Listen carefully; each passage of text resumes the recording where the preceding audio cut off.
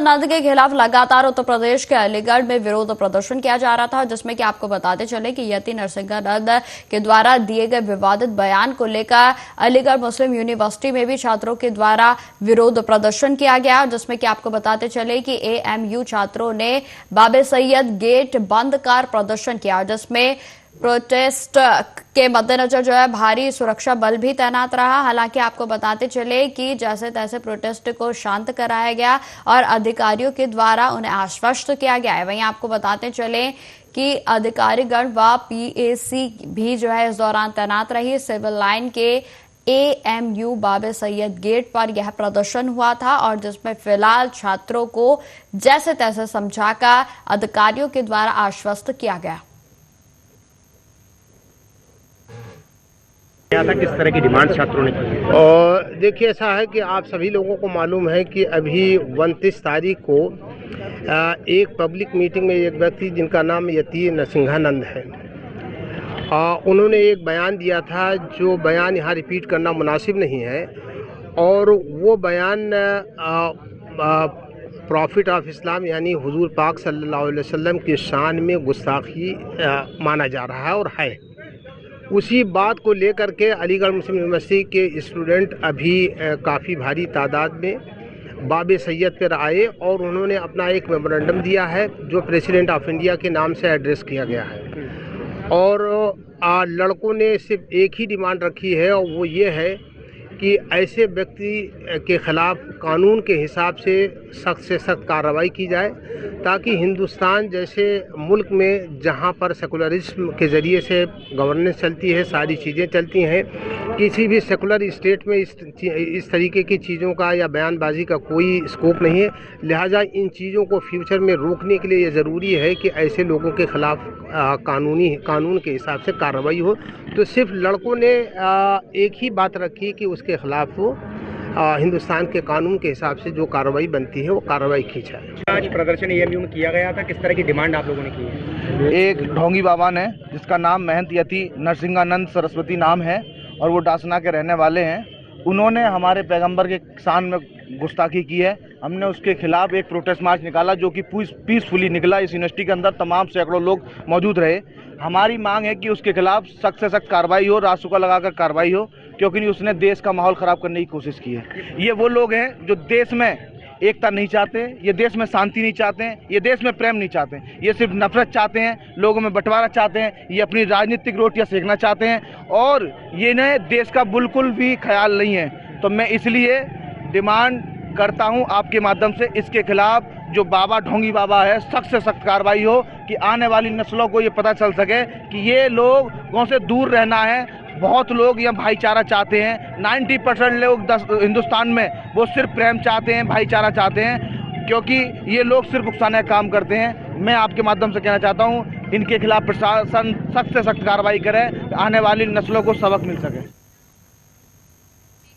उत्तर प्रदेश के अलीगढ़ में थाना गांधी पार्क क्षेत्र में शशियापाड़ा इलाके में 7 अक्टूबर को एक इलेक्ट्रॉनिक का जो शोरूम था, उसके एसी का कंप्रेसर धमाके के साथ फट गया और हादसे में 3 लोग घायल हो गए। घायलों को जिला अस्पताल में भर्ती कराया गया।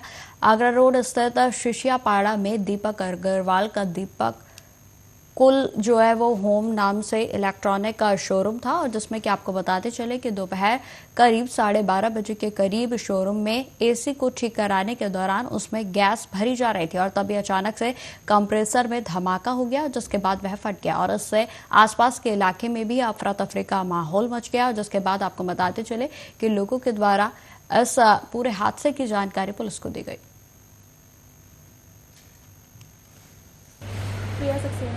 अरे क्या घटना हुई यहाँ पर, क्या कर रहे थे ये लोग? भैया एसी रिपेयर कर रहे थे, उसे ड्यूरिंग में कंप्रेसर फट गया था, तो हमें ही पता नहीं चला क्या हुआ है। जब बाद में देखा तो एक टेक्नीशियन घायल था। कौन कौन ठीक कर रहे थे उस समय? उसके बाद दीपक भैया कर रहे थे और 2 टेक्नीशियन और थे, सब थे वहाँ पर। तो इसमें क्या लोग घायल हुए हैं? ये तो मुझे भी कुछ नहीं पता, मैंने सिर्फ 2 लोगों को देखा था। कौन कौन घायल थे? भैया को देखा था, दीपक भैया को, और एक टेक्नीशियन और था। अच्छा, तो आँख में किसके लगी है? आँख में टेक्नीशियन की, दीपक भैया की लगी है और एक टेक्नीशियन के सिर पे लगी है। तो आपको बताते चले कि उत्तर प्रदेश के अलीगढ़ में एक बड़ा हादसा जो है वो होते होते टल गया, जिसमें कि आपको बताते चले कि हालांकि जो एसी का कंप्रेसर था उसमें गैस भरवाने के लिए जो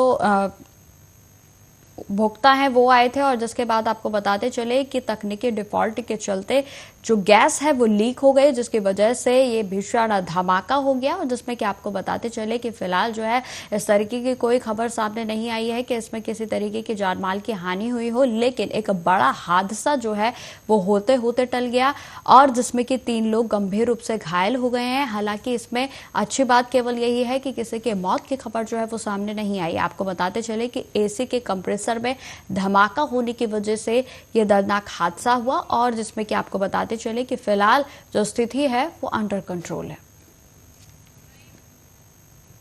उत्तर प्रदेश के रायबरेली में पुलिस ने 2 अवैध असलाह तस्कर समेत 3 अवैध असलाह खरीदारों को भी गिरफ्तार किया है। पुलिस ने इनके कब्जे से 5 पिस्टल, 2 कारतूस और 1 सफारी गाड़ी को भी बरामद किया गया। पुलिस के मुताबिक अपराध और अपराधियों के खिलाफ चलाए जा रहे अभियान के दौरान यह गैंग पुलिस के हत्थे चढ़ी, और इस गैंग के सदस्य धुन्नर और अनुराग बांदा से असलों की खरीदारी कर यहां लालगंज इलाके में बेचते थे, और पुलिस ने इस मामले में दोनों असलाह तस्करों समेत 3 खरीदारों को भी गिरफ्तार किया है। पुलिस इस बात की भी जांच कर रही है कि कहीं इसी गैंग के ही तो अमेठी हत्याकांड के आरोपी चंदन वर्मा से असलाह की सप्लाई करने के कोई लेन देन तो नहीं थे। तो आपको बताते चले कि पुलिस की ओर से बड़ी कार्रवाई की गई है, जिसमें कि अवैध तरीके से हथियारों की खरीदारी और उनको बेचने का कार्य जिस तरीके से प्रदेश भर में धड़ल्ले से किया जा रहा है, उस पर आज पुलिस के द्वारा बड़ी कार्रवाई की गई, जिसमें कि आपको बताते चले कि अवैध हथियारों को बेचने वालों के साथ साथ उनके खरीदारों को भी गिरफ्तार किया गया है। और जिसमें आपको बता दें कि पुलिस के द्वारा इसमें 3 खरीदारों को अभी तक गिरफ्तार किया जा चुका है, और पुलिस हर एंगल से इस मामले की जांच में जुट गई है। क्योंकि जिस तरीके से बीते दिनों की बात की जाए तो उत्तर प्रदेश के अमेठी में जिस तरीके से जो आरोपी था उसके द्वारा तमंचे के नॉक पर हत्याकांड को अंजाम दिया गया, उसके बाद पुलिस को यह आशंका है कि कहीं इन्हीं सप्लायर्स की मदद से या फिर इन्हीं सप्लायर्स के द्वारा जिस तरीके से हथियारों को उपलब्ध करवाया जाता है, कहीं इनके जो हाथ हैं वो चंदन के साथ भी तो नहीं मिले हैं। तो ये तमाम जो एंगल्स हैं वो पुलिस के द्वारा जांच में रखे गए हैं, और जिसको मद्देनजर रखते हुए लगातार जांच जारी है। रायबरेली जनपद के लालगंज थाना क्षेत्र में जो एक एसपी महोदय का अभियान चल रहा है अपराध एवं अपराधियों पर नकेल कसने का, उसी के तहत जो है अवैध असलाहा 5 32 बोर के पिस्टल, 2 कारतूस और 1 सफारी गाड़ी बरामद किया गया है। और इसमें जो संलिप्त 5 लोगों को गिरफ्तार किया गया है, और इसमें 5 लोगों के नाम है धुन्नर सिंह, अनुराग, स्वप्निल, मुसीर बेग और शिवम। ये 5 में से धुन्नर और अनुराग ये लोग जो है बांदा से सफारी गाड़ी के माध्यम से ये असलाहा को लाते थे, और इन्होंने 3 लोगों को भी बेचा है। ये 3 लोगों के पास भी अवैध असलाहा होने की है। इसके अतिरिक्त और भी पुलिस हमारे संज्ञान में है कि और अन्य लोगों को भी बेचा है, तो उस संबंध में भी हमारी कार्रवाई आगे जारी रहेगी। इसके अतिरिक्त बांदा से भी इनपुट हमें मिला है कि किनसे ही इन्होंने लिया है, तो उनको भी तलाश कर रहे हैं हम लोग, और साथ में ये भी पता कर रहे हैं कि बिहार के मुंगेर के माध्यम से लाया है या यहाँ लोकल कंट्री मेड 32 बोर के पिस्टल। तो इस प्रकार जो है लालगंज पुलिस ने ये जो है प्रतिबंधित 32 बोर के जो पिस्टल बरामद किए हैं उन्होंने सफलता प्राप्त की है, और इसके लिए उन्हें 5000 के इनाम की घोषणा एसपी महोदय ने की है। सर, कहीं इसका संबंध इन 5 में आपस में कनेक्शन है? इन 5 में एक तो 2 हमने कहा था कि धुन्नर और अनुराग ये दोनों जो मिल करके है सफारी गाड़ी से इसको लाया, और बाकी ये 3 लोग जो हैं इनके खरीदार हैं। इसीलिए इनके ऊपर वो धारा लगी है कि जो अवैध असलाहा रखने वाली धारा है, और बाकी जो अवैध असलाहा बेचने, विक्रय इत्यादि करने की जो धाराएं हैं इन दोनों लोगों पे लगी है। किसी और अन्य लोगों को भी बेचा है, उस पर भी कुछ हमारे संज्ञान में है, और उस पर भी हम आगे कार्रवाई करेंगे। सर, इसमें जो अमेठी हत्याकांड हुआ उसमें जो पिस्टल है इनका संबंध उसमें तो नहीं आ रहा? नहीं, ये हमें जो हमारा अभियान है और अभियान के तहत ही जो हम लोग कर सकते हैं। बाकी पुलिस की कार्रवाई करने के लिए इनपुट है वो कई स्रोत होते हैं हमारे इनपुट में, वो हमारे पुलिस की कार्य प्रणाली का पार्ट है। लेकिन हम ये हमारा जो अपराध एवं अपराधियों के विरुद्ध जो अभियान चलता है वो समय समय पे विशेष अभियान, उसी के तहत ये कार्रवाई।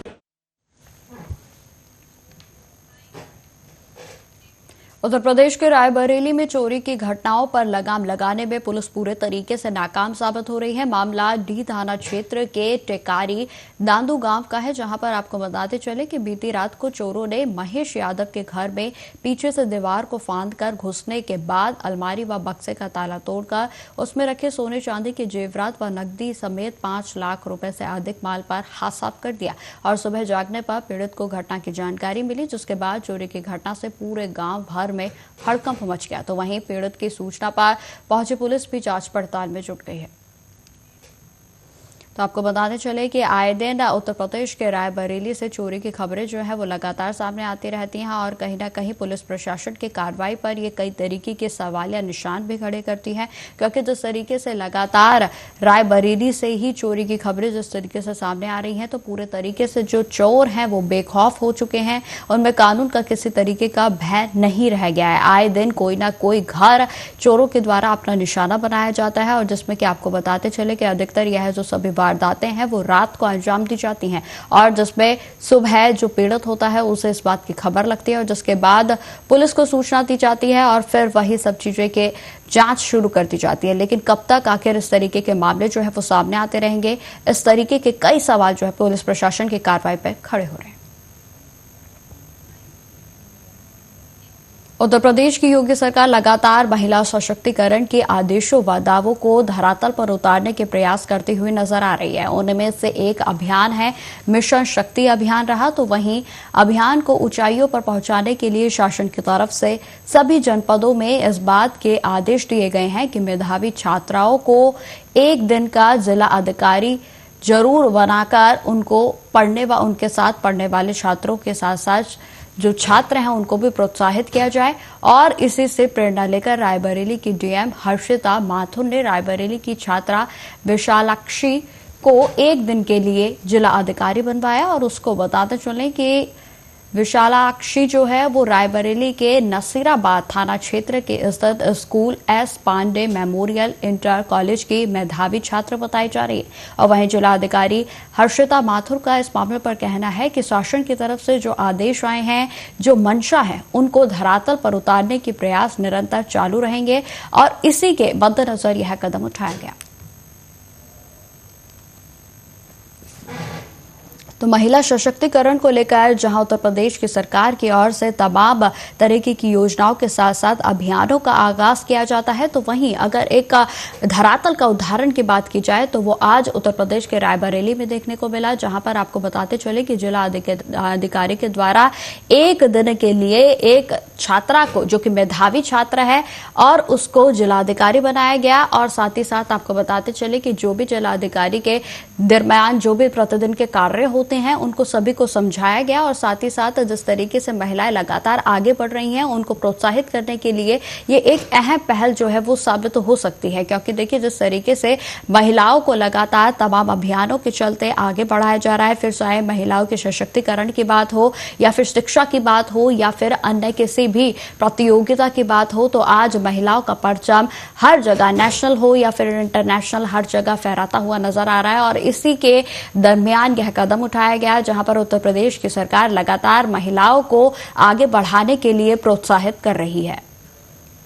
ये कार्यक्रम जो है मिशन शक्ति के अंतर्गत एक दिवस के लिए जिलाधिकारी बनाने के संबंध में शासन के द्वारा निर्देश प्राप्त हुए थे, जिसके क्रम में हमारे जनपद में जो मेधावी छात्राएं हैं उनमें से सिलेक्ट करते हुए कुमारी विशालाक्षी एस.टी. पांडे कॉलेज से पढ़ी हुई है, memorial college S T. Pandey memorial college से पढ़ी हुई है, उनको आज एक दिवस का जिलाधिकारी बनाने के लिए यहाँ पर चयनित किया गया।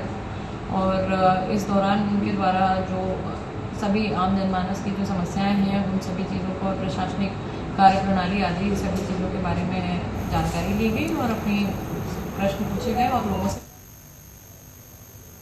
अगली खबर भी रायबरेली से है, जहां पर जिलाधिकारी हर्षिता माथुर व पुलिस अधीक्षक यशवीर सिंह ने शारदीय नवरात्रि के तहत होने वाले मूर्ति विसर्जन स्थल का जायजा लिया। रायबरेली का जिला प्रशासन अलर्ट मोड पर देखने को मिल रहा है। आपको बताते चले कि रायबरेली में अलग अलग घाटों पर मूर्ति विसर्जन का कार्यक्रम होना है और मूर्ति विसर्जन कार्यक्रम में कोई चूक और कोई अव्यवस्था न हो, इसका ख्याल रायबरेली का जिला प्रशासन बखूबी रखता हुआ नजर आ रहा है। जिसके मद्देनजर रायबरेली की डीएम हर्षिता माथुर ने एसपी डॉक्टर यशवीर सिंह व एसडीओ के साथ साथ तमाम पुलिसकर्मियों के साथ जो भी स्थल हैं उनका घाटों के स्थलों का जायजा लिया गया और जहां पर सुनिश्चित किया गया कि तमाम तरीके की जो व्यवस्था है वो दुरुस्त है या फिर नहीं। वहीं आपको बताते चले कि इसके साफ सफाई के लिए भी नगर पालिका की टीम को निर्देशित किया गया है।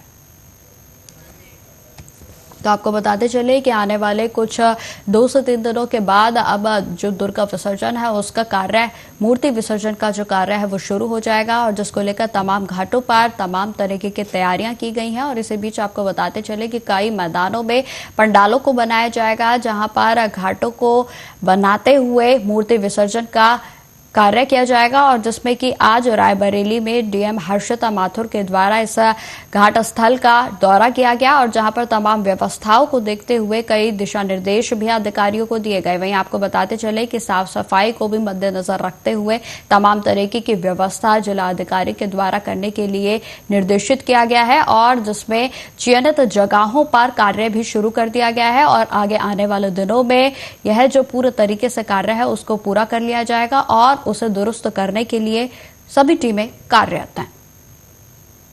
देखिए, मेरे द्वारा पुलिस अधीक्षक रायबरेली के साथ में यहाँ पर संयुक्त रूप से निरीक्षण किया गया है राजघाट का, जो हमारे सदर तहसील का प्रमुख पार्ट है, जहाँ पर मूर्ति विसर्जन का कार्य किया जाना है। 11 से 13 तारीख के बीच में ये प्रस्तावित है। इसमें विभिन्न विभागों के द्वारा जो कार्य किया जाना है, जैसे कि सफाई व्यवस्था, सुरक्षा व्यवस्था, विद्युत, लाइट, प्रकाश आदि सारी व्यवस्थाओं के संबंध में निरीक्षण करके संबंधित लोगों को निर्देश दिए गए। देखिए, मेरे अब खबर उत्तर प्रदेश के बिजनौर से है, जहां पर धामपुर में चोरों के हौसले लगातार बुलंद होते हुए नजर आ रहे हैं। जहां पर कार चोरी होने की घटना जो है वो सामने आई है। कार चोरी करने की सीसीटीवी फुटेज भी सामने आई है। आपको बताते चले कि अज्ञात चोरों ने एक मोहल्ले में खड़ी कार को चोरी करने का प्रयास किया। वहीं आपको यह भी बता दें कि पेट्रोल खत्म होने के कारण चोर इस गाड़ी को चोरी नहीं कर पाए। थाना धामपुर क्षेत्र के नेजे सराय की यह पूरी घटना बताई जा रही है। इस समय आप अपने स्क्रीन पर जो सीसीटीवी फुटेज को देख रहे हैं, यह वही सीसीटीवी फुटेज है जो कि उत्तर प्रदेश के बिजनौर से सामने आया है, जहां पर धड़ल्ले से बेधड़क होकर चोर चोरी की वारदात को अंजाम देने के लिए पूरे तरीके से प्रयासरत नजर आए। जिसमें कि आपको बताते चले, लेकिन गाड़ी में पेट्रोल ना होने के चलते चोर जो है वो इस गाड़ी को चुराने में कामयाब नहीं हो सके। नाम आपका? शाहनवाज। आज ही कार चोरी का प्रयास हुआ है, क्या है पूरा? सुबह मैंने गाड़ी ना रात लगा के कहीं खड़ी कर दी थी और जब 4 बजे बेचारे ठेले वेले वाला में सब्जी वाले, उन्होंने देखा बीच रास्ते में खड़ी गाड़ी। उन्होंने फोन करा, मैं आया, फिर गाड़ी खुली पड़ी थी। मैंने देखा तो सारी दरवाजे सब खुले पड़े थे। कार थोड़ी सी दूरी पर रहती है, ये क्या उसमें गैस रात मैंने खड़ी करी तो पेट्रोल कम ही था, खत्म नहीं था। बस मैं सोचा सुबह डलवा लूंगा जब मैं काम पर निकलूंगा। दिल्ली एनसीआर से मानसून की विदाई होने के साथ साथ अब एक नया मुद्दा यानी कि प्रदूषण जोर पकड़ने लगा है। दिल्ली की मेयर डॉक्टर शैली ओबरॉय ने कहा कि दिल्ली में कूड़ा और मलबे की बहुत बड़ी समस्या है और इससे प्रदूषण भी बढ़ता है और लगातार AQI भी बिगड़ता जा रहा है। पिछले साल भी एमसीडी ने कई कदम उठाकर कूड़े और मलबे को जनता के सहयोग से निश्चित स्थान पर पहुंचाया था और इस बार भी तमाम तरीके की जो प्लानिंग है वो कर ली गई है। हम सबको मालूम है दिल्ली में सबसे बड़ी 2 समस्या है। पहली है म्युनिसिपल सॉलिड वेस्ट यानी कि कूड़ा और दूसरा कंस्ट्रक्शन एंड डिमोलिशन वेस्ट यानी कि मलबा। एक आम प्रैक्टिस है कि कहीं भी गली के कोने में, पार्क के साइड पर, बैक लेन पे कूड़े की थैली फेंक दी जाती है या अगर कहीं कंस्ट्रक्शन साइट पे जहां पर कोई बिल्डिंग या प्रॉपर्टी बन रही होती है, मलबे को किसी कोने में डाल दिया जाता है। अगर हम CND वेस्ट की बात करें तो सबसे बड़ा जो कंट्रीब्यूशन है प्रदूषण में वो मलबे का है और दिल्ली में हर साल प्रदूषण की समस्या रहती है और इसीलिए जो एयर क्वालिटी इंडेक्स है उसमें भी काफी हर साल इजाफा देखने को मिलता है। अब सुप्रीम कोर्ट का भी एक ऑर्डर था 2021 में, जिसमें commission for air quality management को निर्देश दे दिए गए थे कि डस्ट कंट्रोल मेजर्स किए जाएं और साथ ही CND साइट्स बनाई जाए। दिल्ली सरकार हो या नगर निगम, हमेशा से हर साल प्रदूषण को कम करने के महत्वपूर्ण कदम दोनों निकालते हैं। पिछले साल भी नगर निगम ने बहुत सारी कंस्ट्रक्शन एंड डिमोलिशन साइट्स बनाई, जिनको JE स्टोर्स में डेजिग्नेट कर दिया गया और उन साइट्स को लंबी लंबी नीली शीट से कवर कर दिया गया, और जिसकी वजह से कितने टन जो मलबा है जो पहले सड़कों पर, बैकलेन्स पर या पार्क के कोने में देखने को मिलता था, जनता ने भी काफी साथ दिया और हमारा जितना नगर निगम का स्टाफ है उनके योगदान से कितना टन मलबा उन डेजिग्नेटेड साइट्स पर गया, हम सबको। तो फिलहाल उस बुलेटिन में इतना ही। देश दुनिया की तमाम खबरों की जानकारी के लिए बने रहे हमारे साथ। नमस्कार।